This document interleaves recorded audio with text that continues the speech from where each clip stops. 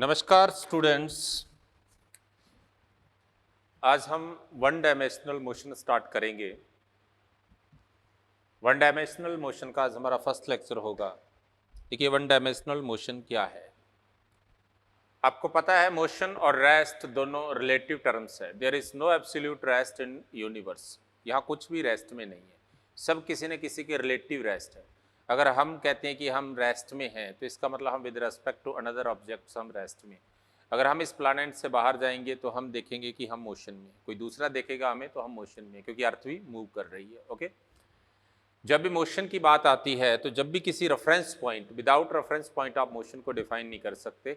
Motion को जब भी डिफाइन करते हैं तो जब with any reference point, with respect to any reference point the position of a body with time change, then it is known as body is motion. Body किस में है? मोशन में है। ओके, मोशन हम तीन तरह से पढ़ते हैं, एक वन डायमेंशनल, एक टू डायमेंशनल, एक थ्री डायमेंशनल। वन डायमेंशनल अगर with respect two point of reference only one coordinate of body change with time, then motion is known as one dimensional motion, जिसे हम 1D कहते हैं। Okay, जिसके बारे में हम स्टडी करेंगे। सेकंड आता है कि if two coordinates of body change then motion is known as a two dimensional motion। इसी तरह थ्री कोऑर्डिनेट चेंज होंगे तो वो थ्री डायमेंशनल मोशन। एक ही मोशन अलग अलग रेफरेंस पॉइंट के रेस्पेक्ट 1D और 2D हो सकती है। ओके, जैसे फॉर एग्जांपल मुझे कोई कहता है कि ये XY कोऑर्डिनेट है और इस XY कोऑर्डिनेट के अंदर कोई बॉडी मूव कर रही थी। ओके, ये बॉडी की मोशन थी। तो अगर मैं इस A रेफरेंस के अबाउट देखूं तो इसके लिए तो ये बॉडी क्या है? स्ट्रेट लाइन मोशन है। लेकिन O के रेस्पेक्ट देखूं तो बॉडी की मोशन क्या है? टू डायमेंशनल है। तो एक ही मोशन अलग अलग डिफरेंट पॉइंट के अबाउट क्या हो सकती है? 1D 2D हो सकती है। मेरी बात क्लियर? अब मोशन का एनालिसिस करने के लिए हमें 5 पैरामीटर्स की जरूरत पड़ती है। वो 5 पैरामीटर्स कौन कौन से हैं? वो है डिस्टेंस, डिस्प्लेसमेंट,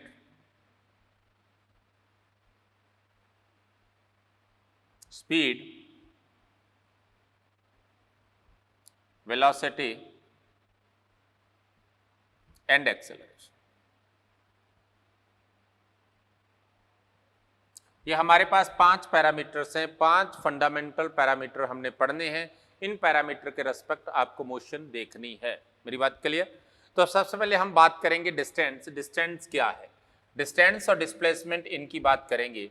डिस्टेंस क्या है? डिस्टेंस है the length of actual path of body. जो भी बॉडी का एक्चुअल पाथ है उसकी आप लेंथ को क्या कहेंगे? उसकी लेंथ को कहेंगे डिस्टेंस। और डिस्प्लेसमेंट क्या है? The shortest length between initial and final position.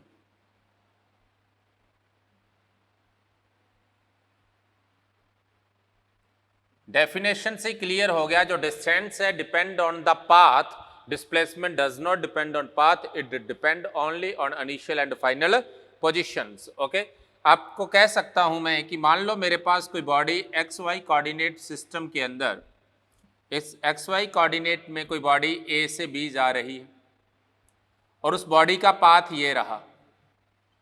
Okay, तो इस पाथ की जो एक्चुअल लेंथ होगी वही उसकी डिस्टेंस होगी। लेकिन डिस्प्लेसमेंट के लिए अगर मुझे इसका पोजीशन वेक्टर पता है और अगर मुझे इसका पोजीशन वेक्टर पता है तो उस केस में मैं डिस्प्लेसमेंट, ये शॉर्टेस्ट डिस्टेंस को पढ़ सकता हूँ। डिस्प्लेसमेंट मेरे पास क्या हो जाएगा? डिस्प्लेसमेंट यहाँ से होगा AB वेक्टर, और जिसे आप क्या लिखोगे? देखो ट्राइंगल रूल के अकॉर्डिंग ये दोनों सेम सेंस में, ये अपोजिट में, तो आप इसको लिख सकते हैं RB vector minus RA vector. मेरी बात क्लियर? अब दो पॉइंट के बीच की बात करें, बिटवीन दो पॉइंट के बीच में हम देखें तो यहाँ कुछ बातें हैं दोनों के रिगार्डिंग जो आपको पता होनी चाहिए। दो पॉइंट के बीच में डिस्प्लेसमेंट की एक ही वैल्यू होती है। Displacement is a single value. Okay, but यहाँ पर सो मैनी पाथ हो सकते हैं, may be 2 path, 3 path, 4 path, कितने भी हो सकते हैं और कैसे भी हो सकते हैं। इसका मतलब the distance between 2 points have so many values but displacement is a single value, displacement की एक ही वैल्यू होगी, डिस्टेंस की कुछ भी वैल्यू हो सकती है। ओके, आपके इंस्टीट्यूट से आपके घर की डिस्टेंस अलग अलग रास्तों पर अलग अलग हो सकती है, लेकिन डिस्प्लेसमेंट की वैल्यू एक ही रहेगी। अगर आप शॉर्ट देखोगे, डायरेक्ट देखोगे, तो वो डिस्टेंस सिंगल रहेगी। ओके, सेकेंड बात देखिए, जो डिस्टेंस होता है, डिस्टेंस ऑलवेज एक स्केलर क्वांटिटी है, और डिस्प्लेसमेंट क्या होता है, डिस्प्लेसमेंट आपको पता है एक वेक्टर क्वांटिटी होती, displacement is a vector quantity but distance is a scalar quantity. Okay, पहली बात क्या थी, डिस्टेंस की सो मैनी वैल्यूज होती हैं, डिस्प्लेसमेंट की सिंगल वैल्यू होती है। दूसरा पॉइंट क्या है, डिस्टेंस स्केलर है, डिस्प्लेसमेंट वेक्टर है, दोनों की यूनिट मीटर या सेंटीमीटर किलोमीटर होती है, अलग अलग। ओके, उसके बाद देखिए थर्ड पॉइंट, डिस्प्लेसमेंट की जो वैल्यू है, डिस्प्लेसमेंट में बी पॉजिटिव, डिस्प्लेसमेंट में बी पॉजिटिव, नेगेटिव और zero, but distance is always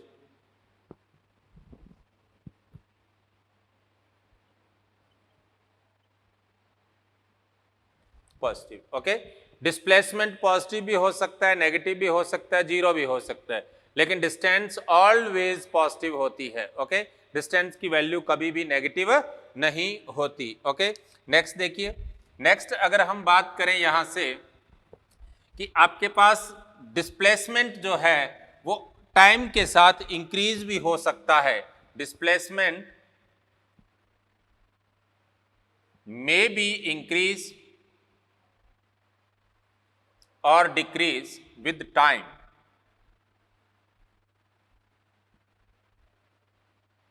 कैसे, मान लो ये आपका पॉइंट है, रेफरेंस पॉइंट है, आप यहां से इधर गए, डिस्प्लेसमेंट बढ़ रहा था, अब वापिस आने लग गई, घटने लग गया, फिर जीरो हो गया, लेकिन डिस्टेंस आप गए फिर आए, लेंथ है वो तो टोटल, डिस्टेंस ऑलवेज इंक्रीज होती है, distance always increase with time in motion. Motion के अंदर डिस्टेंस ऑलवेज इंक्रीज होती है, डिस्प्लेसमेंट इंक्रीज भी हो सकता है, डिक्रीज भी हो सकता है। उसके बाद देखिए नेक्स्ट पॉइंट इसमें, नेक्स्ट जो डिस्प्लेसमेंट है, डिस्प्लेसमेंट ऑलवेज इक्वल और लेस देन होता है किसके, डिस्टेंस के। The magnitude of displacement is always equal और लेस देन डिस्टेंस, डिस्टेंस से बड़ा नहीं होता, ऑलवेज लेस देन ही कहते हैं, लेकिन अगर इक्वल हो जाए, अगर डिस्टेंस और डिस्प्लेसमेंट और डिस्टेंस का मैग्नीट्यूड दोनों इक्वल हो, तो उस केस में आप क्या कह सकते हैं, उस केस में कह सकते हैं कि body is moving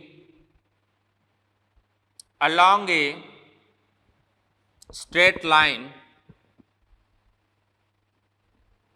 without any change in direction.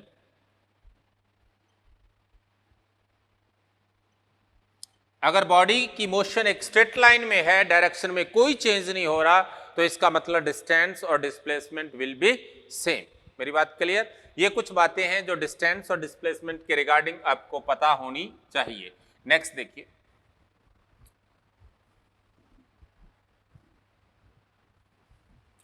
Next यहां मैं कुछ क्वेश्चंस की बात करता हूं। मान लीजिए आपको किसी ने कोई बॉडी दी है और उसने कहा कि बॉडी मूव कर रही है अलोंग ए सर्कुलर पाथ। जब आप थीटा एंगल पर जाते हैं तो आपने निकाला था ऐसा, ये आर है, ये आर है, तो डिस्प्लेसमेंट कितना होगा? तो ए से बी जाने पर डिस्प्लेसमेंट क्या हो गया आपके पास? डिस्प्लेसमेंट आपके पास होगा A B equal to 2r sine theta by 2 होता है, पढ़ा था आपने वेक्टर में। और डिस्टेंस आपके पास क्या होगी? डिस्टेंस आपके पास हो जाएगी r इंटू थीटा। ओके, ऐसे ही एक और क्वेश्चन है, लिखिए। नेक्स्ट क्वेश्चन देखिए, एक बॉडी है जो एक हेक्सागन पर मूव कर रही है। लिख सकते question, a body is moving along a regular hexagon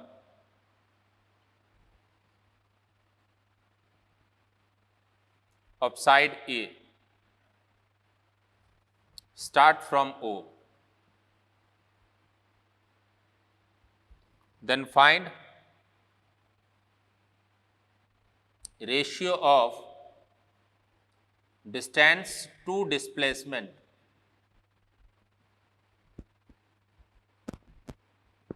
number 1 after second turn,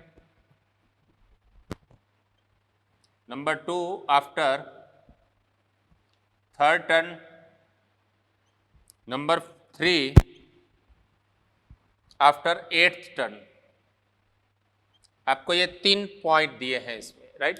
after second turn, after third turn and after एथ टर्न. सबसे पहले देखिए सेकेंड टर्न की बात करें. यहां से स्टार्ट हुई, ये फर्स्ट टर्न था, ये सेकेंड टर्न है, ये इसका थर्ड टर्न है, ये फोर्थ है, ये फिफ्थ है, ये सिक्स्थ है, ये सेवन है और ये मतलब 2 और 8 के लिए डिस्प्लेसमेंट सेम होगा. अब डिस्प्लेसमेंट क्या होगा, ये है ना. अब देखो आपको पता है ये एंगल कितना होता है 120 हेक्सागोन में, तो ये दोनों एंगल सेम होंगे, तो ये भी 30 होगा, ये भी, ये पूरा 120 था तो ये कितना बच गया 90 बच गया. ओके. जब भी ट्राइंगल के एंगल दिए हो और राइट एंगल ना हो उस केस में तरीका क्या है देख लीजिए. ये आपको OB पता करना था, तो OB बाय उसके सामने के एंगल का साइन, OB के सामने का एंगल कौन है साइन 120 इक्वल होगा, दूसरी साइड कौन सी है OA बाय सामने के एंगल का साइन. ऐसे तीसरी साइड के लिए लिख सकते, जरूरत नहीं है क्योंकि उसके सामने का एंगल भी 30 डिग्री है. साइन 120 का मतलब होता है साइन 90 प्लस 30 मतलब कॉस 30, और कॉस 30 की वैल्यू होती है √3/2. OA आपके पास A है और ये वैल्यू होती है 1/2, 2 कैंसिल हो जाएगा, OB को आप लिखोगे A√3. ये आपके पास क्या आ जाएगा OB की वैल्यू आ जाएगी. ओके. जो डिस्प्लेसमेंट है तो आप कह सकते हैं सेकंड टर्न के लिए डिस्टेंस कितनी हुई AA और डिस्प्लेसमेंट क्या हुआ A√3, तो रेशियो क्या हो गया 2A बाय A√3 मतलब 2/√3 आपके पास रिजल्ट आ जाएगा. क्लियर. नेक्स्ट देखो सेकंड केस देखिए. आपको थर्ड टर्न की बात करें तो उस केस में डिस्प्लेसमेंट क्या होगा OC हो जाएगा. अब थर्ड टर्न के लिए देखें, थर्ड टर्न के लिए OC पता करना है जो डिस्प्लेसमेंट है. गौर से देखें, ये एक राइट एंगल ट्राइंगल बन रहा है जिसमें ये वैल्यू पता लग गई √3A है, ये 90 डिग्री, ये A, तो हाइपोटेनियस क्या हो गया √3A का स्क्वायर, A का स्क्वायर मतलब 4A स्क्वायर का रूट कितना आ गया 2A. तो यहां पर रेशियो क्या हो गया, डिस्टेंस कितनी है A कितनी होगी 3A/2A, तो कितना आ जाएगा 3/2 आ जाएगा. क्लियर. उसके बाद देखो एट्थ टर्न के लिए, एट्थ टर्न के लिए डिस्प्लेसमेंट वही होगा OB, डिस्टेंस क्या होगी कंप्लीट साइकिल में 6, 7 और 8, तो डिस्टेंस तो होगी 8A और डिस्प्लेसमेंट हो गया √3A, तो आपके पास क्या आ गया 8/√3 आ जाएगा. ओके. क्लियर. नेक्स्ट देखिए. नेक्स्ट ऐसे ही एक क्वेश्चन दिया आपको कि which graph is impossible, which is और विच आर इम्पॉसिबल. ओके. ये 4 ग्राफ दिए, इनमें से कौन सा इम्पॉसिबल है. देखिए फर्स्ट सॉरी क्वेश्चन लिखिए विच ग्राफ इज पॉसिबल, कौन सा पॉसिबल है और कौन से इम्पॉसिबल है वो अपन अभी देख लेते हैं.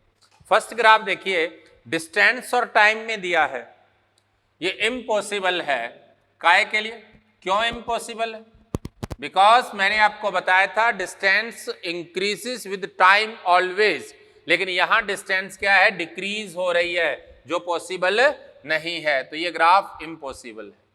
सेकंड देखिए डिस्टेंस ऑलवेज इंक्रीज हो रही है, इंक्रीज कोई दिक्कत नहीं है, तो ये पॉसिबल है. नेक्स्ट देखिए डिस्प्लेसमेंट टाइम है, आपने पढ़ा डिस्प्लेसमेंट टाइम के साथ बढ़ भी सकता है घट भी सकता है, लेकिन ये ग्राफ इम्पॉसिबल है. क्यों, क्योंकि किसी भी एक टाइम पर बॉडी के दो डिस्प्लेसमेंट नहीं हो सकते, एक ही पॉइंट पर एक ही टाइम पर दो पोजीशन पॉसिबल नहीं है, तो इसलिए ये क्या है, इम्पॉसिबल है।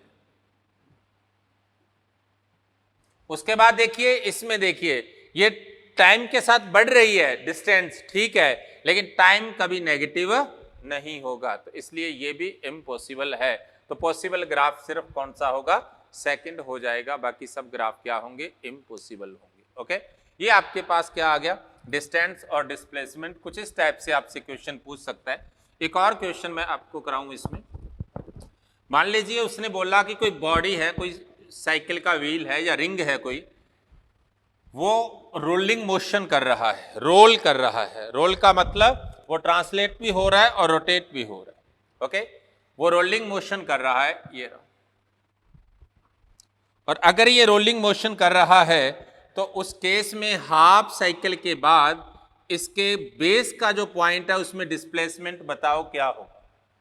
ये कोई पॉइंट ए है, ये बी है, ये रोटेट भी कर रहा है और आगे की ओर भी जा रहा है। ओके, अब लिख सकते हो, क्वेश्चन लिखना चाहो, a ring of radius R, लिख लीजिए, a ring of radius R is in a rolling motion on the surface, then find the displacement in point A on the circumference of ring. Find the displacement in point A on the circumference of ring as shown in figure, after half cycle of ring, तो देखिए जब ये half cycle लगाएगा तो क्या होगा, यहां से ये इस पोजीशन पर आ जाएगा। क्यों? क्योंकि वो रोटेट भी कर रहा है और आगे भी जा रहा है, घूमते हुए आगे जाएगा। ओके, तो उस केस में जो ए पॉइंट है ये टॉप पर आ जाएगा हाफ साइकिल में, और ये कहां आ जाएगा, बी नीचे आ जाएगा। आपको डिस्प्लेसमेंट का मतलब ए और ए डैश के बीच की डिस्टेंस पूछी है, ये डिस्प्लेसमेंट पूछा है उसने। आपको पता है ये कितना है, 2r है, डायमीटर ऑफ रिंग। ये कितना है, ए और बी के बीच की डिस्टेंस क्या है, देखो जो गौर से, ये कितनी होगी, पाई आर, सर्कमफरेंस का हाफ, तो ये डिस्टेंस कितनी हो जाएगी, पाई आर हो जाएगी। तो आपके पास डिस्प्लेसमेंट कितना आ गया, root pi R square plus 2r square, तो r कॉमन आ जाएगा, r root pi square plus 4 आ जाएगा। ये आपके पास डिस्प्लेसमेंट हो जाएगा। मेरी बात क्लियर? तो ये आपके पास डिस्प्लेसमेंट और डिस्टेंस का छोटा सा पार्ट था। नेक्स्ट पॉइंट देखिए, नेक्स्ट हम बात करेंगे अगले पैरामीटर्स के बारे में।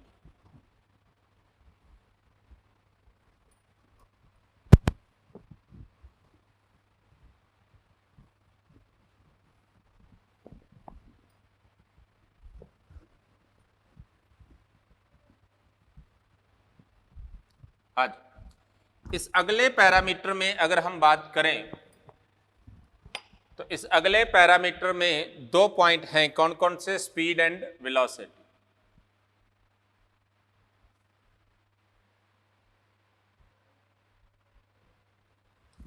नॉर्मली हम डिफाइन कैसे करते हैं स्पीड और वेलोसिटी को? नॉर्मली हम बात करें, स्पीड को अपन क्या लिखते हैं, स्पीड को लिखते हैं डिस्टेंस बाय टाइम, और वेलोसिटी को क्या लिखते हैं, डिस्प्लेसमेंट बाय टाइम।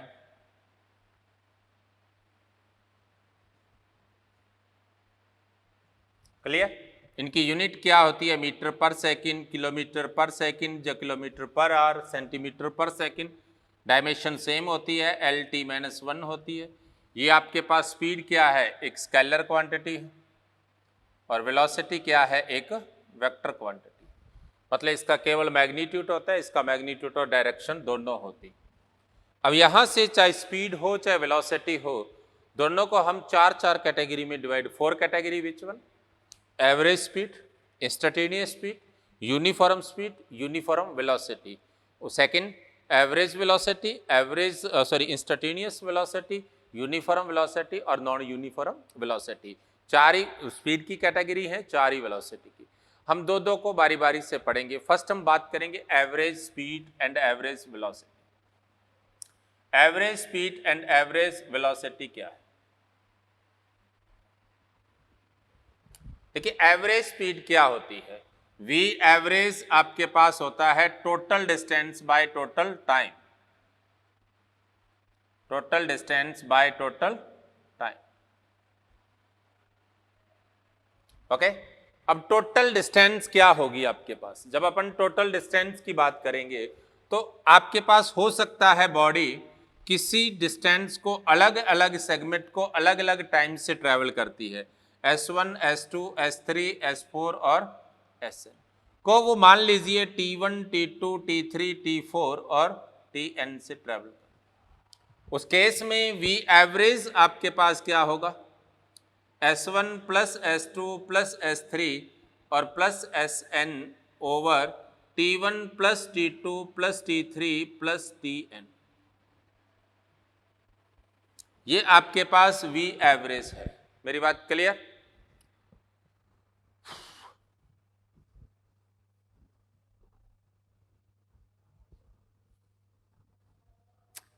तो ये मेरे पास एवरेज का फॉर्मूला आया है। वी एवरेज क्या है? Total distance by total time.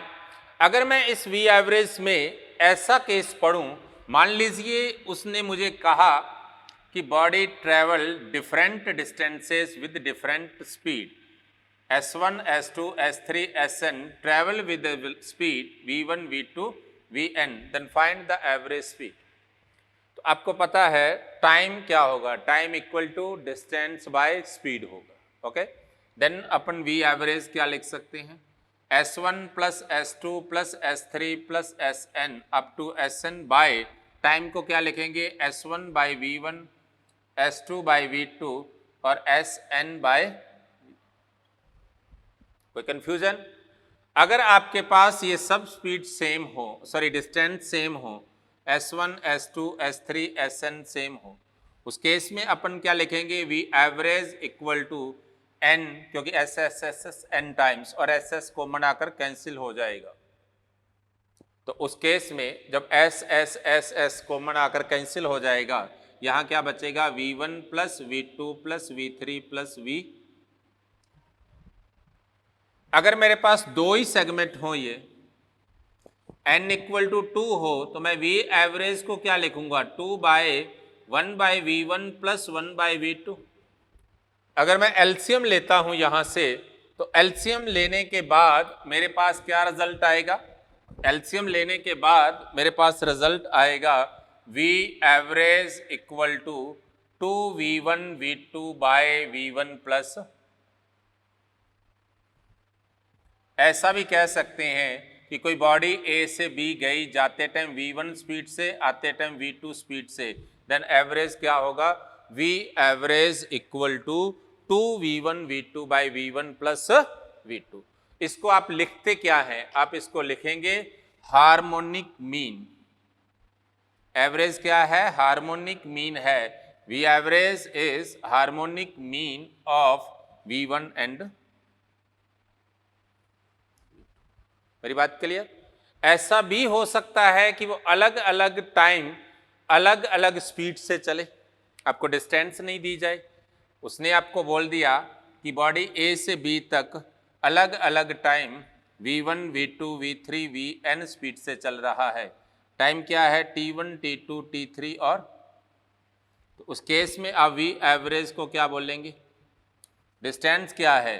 V1 T1, V2 T2 और Vn Tn by T1 plus T2 plus Tn। Okay, इस केस में आपके पास अगर सारे टाइम इक्वल हो जाते हैं, उस केस में एवरेज क्या हो जाएगा? उस केस में आपके पास एवरेज का रिजल्ट आ जाएगा V average equal to V1 plus V2 plus V3 plus up to Vn over. और अगर n इक्वल टू 2 ही हो 2 हो देन आप लिख सकते हैं V average equal to V1 plus V2 by 2, जिसे अर्थमेटिक मीन कहते हैं। It means V average is arithmetic mean of V1 and V2। मेरी बात क्लियर? तो ये आपके पास स्पीड, एवरेज स्पीड के कुछ फॉर्मूलाज हैं। ओके, अब इसमें डायरेक्ट क्वेश्चन आपसे पूछ सकता है। डायरेक्ट क्वेश्चन जैसे मैं एक सिंगल क्वेश्चन आपको करा दूं, दोनों का मिक्सिंग करा देता हूं। मान लो आपको कहता है कि कोई बॉडी है वो ट्रेवल कर रही है अलोंग ए स्ट्रेट लाइन, है ना। उसमें क्वेश्चन दिया है ए बॉडी ट्रेवल 1/3 डिस्टेंस, या ऐसे नहीं, half distance with V1 speed and in remaining it is moving half time with V2 speed and remaining half with remaining half time with V3 speed, then find the average speed during motion। Okay, आपके पास कोई body है, अपनी motion का half distance V1 से travel कर रही है, remaining half में हाफ टाइम V2 से ट्रेवल कर रही है और रिमेनिंग हाफ V3 से ट्रेवल कर रही है। आपको एवरेज पता करनी है। बहुत सिंपल क्वेश्चन है। देखिए, आपके पास ये मान लो टोटल डिस्टेंस थी, ये हाफ डिस्टेंस, ये हाफ डिस्टेंस उसने किससे चला है? V1 से। इस हाफ डिस्टेंस में आगे t टाइम लग रहा था, इस t टाइम में t/2 टाइम वो किससे चला है? V2 से, और t/2 टाइम किससे चला है? V3 से। मतलब बॉडी A से B और B से C गई है। आपको पता है AB और BC बराबर है, राइट। अब BC पार्ट को देखो, अकेले को, अकेले BC को। BC में आपको पता है बॉडी हाफ टाइम चल रही है V2 से, हाफ टाइम किससे ट्रेवल कर रही है? V3 से। तो जब टाइम इक्वल हो, हाफ हाफ टाइम हो, तो उस केस में एवरेज क्या होता है? V1 plus V2/2। इसका मतलब आप कह सकते हैं BC के अंदर एवरेज है, जिसे आप V23 लिख सकते हैं। वो क्या होगा? टाइम हाफ, मतलब टाइम इक्वल होने के कारण, इक्वल टाइम होने के कारण क्या होगा? V2 प्लस V3/2 हो जाएगा। कोई कंफ्यूजन? अब देखिए, अब आपके पास नई मोशन होगी। ये A था, ये आपके पास B था, ये C था। AB बराबर है, यहाँ स्पीड V1 है, यहाँ स्पीड V23। तो उस केस में एवरेज क्या हो जाएगा? एवरेज होगा 2V1 V23 by V1 plus V23। Okay, 2V1 V23 by V1 plus V23। तो उस केस में आपके पास रिजल्ट क्या आ जाएगा? उस केस में आपके पास रिजल्ट आ जाएगा V average equal to V1 plus V2 plus V3/2 over, sorry, V average क्या हो गया? 2V1 into V2 plus V3/2 by V1 plus V2 plus V3/2। Okay, ये 2 से 2 कैंसिल हो गया, आपके पास 2 एलसीएम आया, फिर से 2 ऊपर चला गया। सिंप्लीफाई करेंगे V1 V2 plus V3 over 2V1 plus V2 plus V3। ये आपके पास V एवरेज का रिजल्ट आ जाएगा। मेरी बात क्लियर? ये हमारा रिजल्ट हो जाएगा। ओके, नेक्स्ट देखिए, इसी तरह से आपके पास एवरेज के क्वेश्चन आएंगे, आपने उसे इसी तरह से करना है। आपको हो सकता है वो दे दे कि कोई मोशन है, उसमें 1/3 बॉडी इतने से चल रही है, 2/3 डिस्टेंस इतने से चल रही है, तो बताओ बॉडी का एवरेज वेलोसिटी क्या होगा। ओके, आपको दे सकता है कि 1/3 बॉडी किससे चल रही है?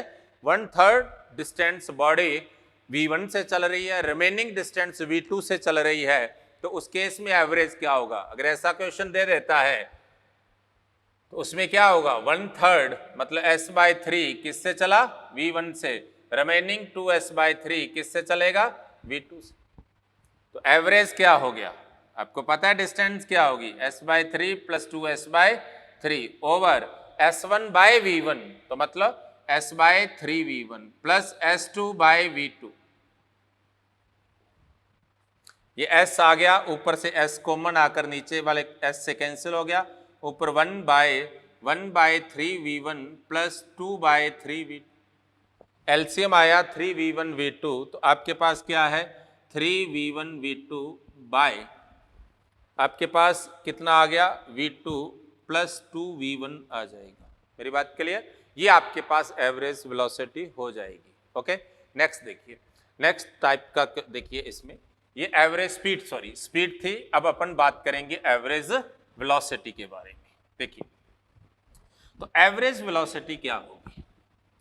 आपने पढ़ा है कि डिस्प्लेसमेंट बाय टाइम होता है एवरेज वेलोसिटी। अभी आपने पढ़ा था वेलोसिटी क्या होती है, सॉरी डिस्प्लेसमेंट बाय टाइम। तो आप एवरेज वेलोसिटी को क्या पढ़ेंगे? देखिए, एवरेज वेलोसिटी, एवरेज वेलोसिटी को आप कह सकते हैं v average equal to total displacement by total time.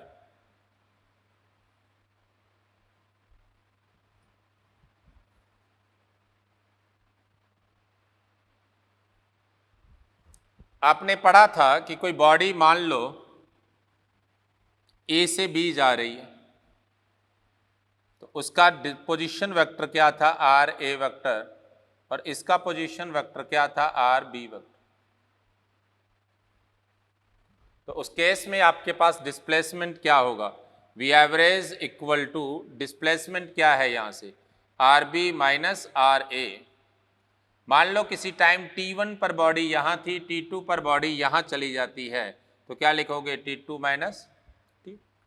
आप इसको लिख सकते हैं del R vector by del T. ये आपके पास v एवरेज होगी। डेल आर क्या है? द चेंज इन पोजिशन, और बाय डेल टी क्या है? Time taken in this change. Okay, अब देखिए इस केस में आपके पास जब इस तरह की कहानी आती है, तो अगर मुझे कोई ग्राफ बनाने के लिए कहे, मान लीजिए ये कोई आरटी कर्व है और ये कर्व कुछ ऐसा है। ओके, इस आरटी कर्व के लिए मैं कहूं कि मेरे पास ये दो टाइम है, एक मेरे पास t1 टाइम था, और इस t1 टाइम पर आपके पास पोजीशन क्या है? r1 है, और एक मेरे पास ये दूसरा टाइम है t2। इस t2 टाइम पर आपके पास पोजीशन क्या है? r2। उस केस में अगर मैं यहां से यहां के बीच में एक लाइन ड्रॉ करूं, ओके, तो उस केस में इसे आगे बढ़ाएं अगर, तो ये वाला डिफरेंस किसको रिप्रेजेंट करेगा? r2 vector minus r1 vector, और ये किसको रिप्रेजेंट करेगा? t2 minus t। अगर आपके पास ये एंगल फाई है, तो गौर से देखिए, इसे आप क्या लिख सकते हो? आप इसे क्या लिख सकते हो? आप लिख सकते हो v average equal to r2 minus r1 by t2 minus, और r2 minus r1 by t2 minus t1 को आप क्या लिख सकते हो? 10 फाई लिख सकते हैं। फाई क्या है? इस लाइन की स्लोप, जो ये स्ट्रेट लाइन है, जो ए बी लाइन, इस लाइन की स्लोप है। ये लाइन क्या है? एक लाइन जो कर्व के दो पॉइंट से निकलती है, उस लाइन को हम क्या कहते हैं? कॉर्ड कहते हैं। तो इसका मतलब आप लिख सकते हैं ये क्या है? Slope of chord of RT curve in given time interval. कोई दिए गए टाइम इंटरवल के अंदर अगर आपके पास कोई भी स्लोप है, उसकी सॉरी कॉर्ड है, उस कॉर्ड की स्लोप आप किसको रिप्रेजेंट करेगी? वो एवरेज वेलोसिटी को रिप्रेजेंट करेगी। मेरी बात क्लियर? और एवरेज वेलोसिटी को आप क्या लिख सकते हैं? 10 फाई लिख सकते हैं। फाई क्या है? यहां पर उसकी स्लोप है। ओके, जैसे फॉर एग्जांपल कोई कह देता है कि ये आपके पास कोई कर्व है, तो अब इस कर्व में कोई कहे कि ए से बी तक जाएंगे तो जो भी कॉर्ड होगी वो क्या होगी, पॉजिटिव होगी, उसकी स्लॉप क्या होगी, पॉजिटिव। अगर बी से सी जाएंगे तो उस केस में उसकी स्लॉप क्या हो जाएगी, नेगेटिव। फिर सी से डी जाएंगे तो फिर क्या हो जाएगी, पॉजिटिव। तो आप कह सकते हैं ए से बी में एवरेज वेलोसिटी पॉजिटिव होगी, बी से सी में नेगेटिव और सी से डी में फिर से पॉजिटिव होगी। मेरी बात क्लियर? यहाँ भी कुछ बातें वही करेंगे जो डिस्टेंस और डिस्प्लेसमेंट में करते हैं। आपको पता है कि डिस्प्लेसमेंट पॉजिटिव हो सकता है, नेगेटिव हो सकता है और जीरो हो सकता है, लेकिन डिस्टेंस ऐसा नहीं होती। तो आप कह सकते हैं एवरेज वेलोसिटी जीरो हो सकती है, एवरेज वेलोसिटी नेगेटिव हो सकती है, एवरेज वेलोसिटी पॉजिटिव हो सकती है। Average velocity may be positive, negative और zero, but average speed is always positive. दूसरी बात देखिए, दो पॉइंट के बीच में डिस्टेंस की सो मैनी वैल्यूज हो सकती हैं बट डिस्प्लेसमेंट की सिंगल वैल्यू होगी। तो आप कह सकते हैं दो पॉइंट के बीच में डिस्टेंस की सो मैनी वैल्यू है, तो इसका मतलब एवरेज वेलोसिटी सॉरी स्पीड की भी सो मैनी वैल्यूज हो सकती है। दूसरी बात देखिए, लेकिन दो पॉइंट के बीच में जब आप डिस्प्लेसमेंट तो सिंगल पढ़ते हैं, लेकिन उन्हीं दो पॉइंट के बीच में डिस्टेंस जब डिफरेंट होगी तो टाइम डेफिनेटली डिफरेंट होगा, तो एवरेज वेलोसिटी की वैल्यू भी डिफरेंट होगी। मेरी बात क्लियर? वहां डिस्प्लेसमेंट की सिंगल वैल्यू थी, यहां एवरेज वेलोसिटी की सिंगल वैल्यू नहीं रहेगी। टाइम चेंज होते ही एवरेज वेलोसिटी भी चेंज हो जाएगी। ओके, तीसरी बात देखिए, आपने पढ़ा था कि डिस्प्लेसमेंट जब भी बॉडी अपने वापस इनिशियल पोजीशन पर आएगी तो उस केस में उसका डिस्प्लेसमेंट जीरो होता है। डिस्प्लेसमेंट जीरो होने के कारण एवरेज वेलोसिटी जीरो होती है। When a body return back to its initial position then displacement will be zero and average velocity also will be zero, but average speed is non zero. Okay, आपको कोई कहता है आप घर से निकले, शॉप पर गए, मार्केट में गए, वापस घर आ गए, your average velocity will be zero but average speed is not zero. Okay, कोई कहता है कि कोई घर से मार्केट तक V1 स्पीड से गया और V2 स्पीड से लौट आया, तो उस केस में क्या है, उसकी एवरेज स्पीड क्या होगी, 2V1 V2 by V1 plus V2, but average velocity क्या होगी, जीरो हो जाएगी। मेरी बात क्लियर? ये कुछ एवरेज वेलोसिटी के रिगार्डिंग कुछ बातें थी। ओके, उसके बाद हम बात करेंगे एवरेज स्पीड के सॉरी इंस्टेंटेनियस स्पीड और इंस्टेंटेनियस वेलोसिटी के बारे में बात करेंगे। जब आप किसी इंस्टेंट पर बात करोगे उस केस में आपके पास क्या रिजल्ट होगा, इसके बारे में थोड़ा सा देखिए। मैं पहले इंस्टेंटेनियस वेलोसिटी की बात करता हूं। इंस्टेंटेनियस वेलोसिटी की बात कर, इंस्टेंटेनियस वेलोसिटी क्या होगी? किसी भी इंस्टेंट पर बॉडी की वेलोसिटी को आप क्या कहेंगे, इंस्टेंटेनियस वेलोसिटी कहेंगे।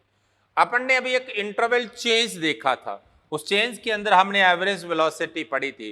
अगर ये चेंज एक पॉइंट हो जाए, आप एक उस इंस्टेंट की बात करोगे ना। अगर ये चेंज कम होकर एक पॉइंट हो जाए तो उस केस में उस इंस्टेंट की बात करेंगे। कहने का मतलब अगर आपके पास del T extend to zero, उस केस में जो वी एवरेज होगी उसकी वैल्यू क्या होगी, वी वेक्टर हो जाएगी। मतलब इंस्टेंटेनियस वेलोसिटी यहां से क्या होगी, V vector equal to del t extend to 0 del r vector by del t, and del r बाय del t को आप क्या लिख सकते हैं, v vector equal to dr vector by dt, जिसे आप लिख सकते हैं rate of change in position.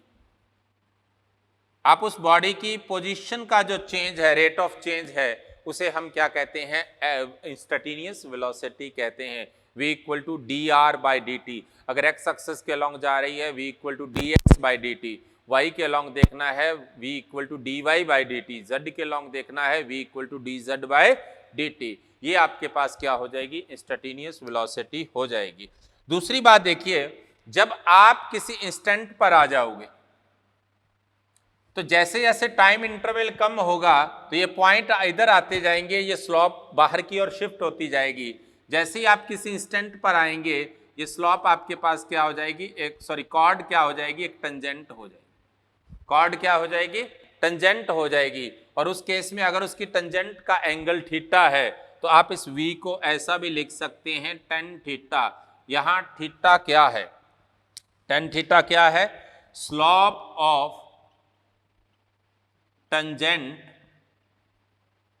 of RT curve at a given time।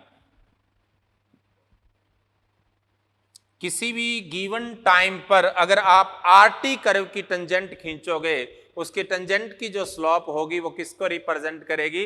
वो उसकी वेलोसिटी को रिप्रेजेंट करेगी। मेरी बात क्लियर?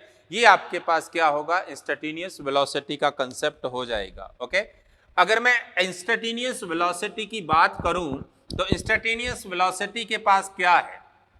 वेलोसिटी के पास एक उसका मैग्नीट्यूड है, एक उसकी डायरेक्शन है। वेलोसिटी जो है इसके पास क्या है? एक उसका मैग्नीट्यूड और एक उसकी क्या है? डायरेक्शन। और इसके मैग्नीट्यूड को क्या कहते हैं? स्पीड कहते हैं। इसका मतलब आप कह सकते हैं v वेक्टर इक्वल टू क्या होगा? स्पीड इनटू डायरेक्शन हो जाएगा। मेरी बात क्लियर? क्या होगा? v vector speed into direction.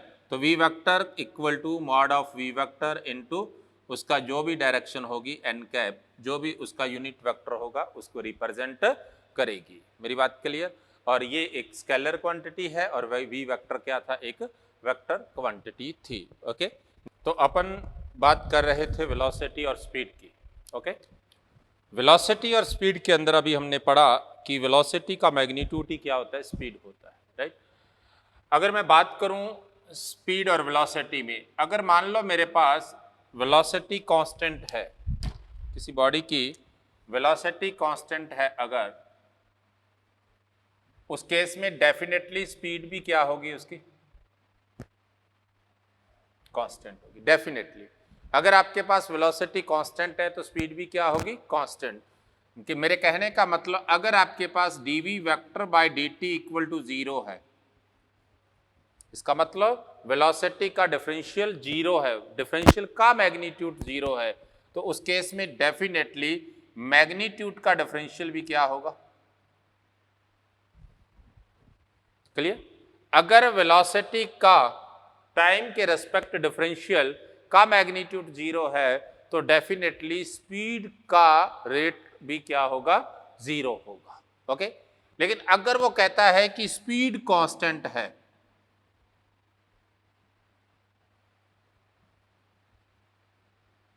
तो उस केस में वेलोसिटी मे बी कांस्टेंट और may not be, may be constant और मे नॉट बी कांस्टेंट।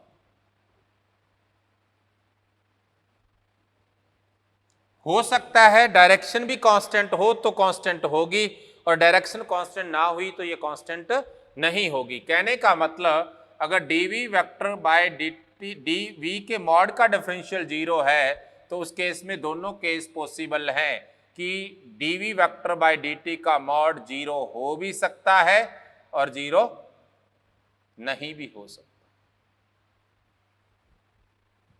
मेरी बात क्लियर? उस केस में वेलोसिटी का डिफरेंशियल का मैग्नीट्यूड 0 हो भी सकता है और 0 नहीं भी हो सकता। कब? जब उसकी स्पीड का रेट 0 है, मतलब स्पीड उसकी कांस्टेंट है। मेरी बात क्लियर? इसके अलावा कुछ बातें हैं, कुछ पॉइंट हैं, आप लिख सकते हो। मैं आपको रिवाइज करा दूं एक बार, लिखवा दूं थोड़ा। पहले तो एवरेज वेलोसिटी और स्पीड के बारे में देख लीजिए। लिख सकते हैं आप कि पॉइंट डालकर लिख लो, in a given time interval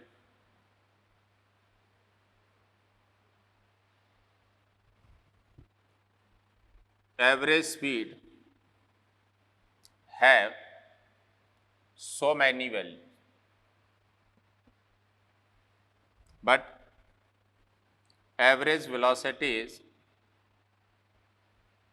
single value। किसी भी गिवन टाइम इंटरवल के अंदर जब टाइम कांस्टेंट हो जाएगा, डिस्प्लेसमेंट की सिंगल वैल्यू होगी, तो एवरेज वेलोसिटी भी एक ही होगी और एवरेज स्पीड की बहुत सारी वैल्यू हो सकती हैं। ओके, नेक्स्ट देखिए, एवरेज स्पीड